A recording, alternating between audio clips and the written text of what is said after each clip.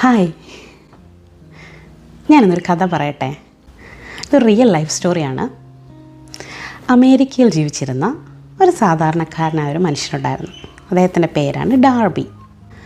ഡാർബിക്ക് പ്രത്യേകിച്ച് വലിയ വിദ്യാഭ്യാസമോ വലിയ സമ്പത്തോ ഒന്നുമില്ലാത്തൊരു സാധാരണക്കാരനായ മനുഷ്യനാണ്.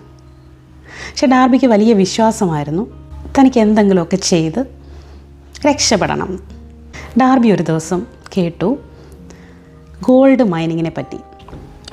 ഒരു സ്ഥലം വാങ്ങാൻ പ്ലാൻ ചെയ്തു.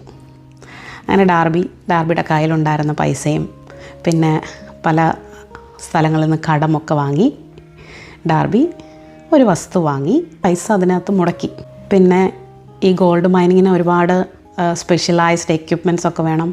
അതൊക്കെ വാങ്ങി അങ്ങനെ കുറേ പൈസ അതിനകത്ത് മുടക്കി. ഇതൊക്കെ ചെയ്ത് ഡാർബി ഗോൾഡ് മൈനിങ്ങിൻ്റെ കാര്യങ്ങളൊക്കെ ചെയ്തു തുടങ്ങി. ദിവസങ്ങൾ കഴിഞ്ഞു, ആഴ്ചകൾ കഴിഞ്ഞു, മാസങ്ങൾ കഴിഞ്ഞു. അപ്പം ഡാർബിക്ക് പല ബുദ്ധിമുട്ടുകളും ഫേസ് ചെയ്തു. കാരണം പണി നടക്കുന്നതല്ലാതെ സ്വർണം കിട്ടുന്നില്ല. ഡാർബിയുടെ മനസ്സ് തന്നെ മടുത്തു. ഡാർബി ക്ഷമ നശിച്ചിട്ട് വസ്തുവും അവിടെ ഉണ്ടായിരുന്ന എക്യുപ്മെൻറ്റ്സും കൂടെ ചേർത്ത് വേറൊരാൾക്ക് വിറ്റു. ആ വാങ്ങിയ ആൾ ഒരു മൈനിങ് എക്സ്പേർട്ടിനെ വിളിച്ച് ലൈക്ക് എ മൈനിങ് എൻജിനീയറിനെ വിളിച്ച് അസസ്മെൻറ്റ് ചെയ്തു. ആ ലാൻഡ് വാങ്ങിയ ആളോട് പറയുകയാണ്, ഇനി സ്വർണം കിട്ടാൻ വെറും 3 അടി മാത്രമേ മുന്നോട്ട് മൈനിങ് ചെയ്യേണ്ടതുള്ളൂ എന്ന്. ഡാർബിക്ക് വിശ്വാസമുണ്ടായിരുന്നു. ഡാർബി പല കാര്യങ്ങൾ ട്രൈ ചെയ്തു.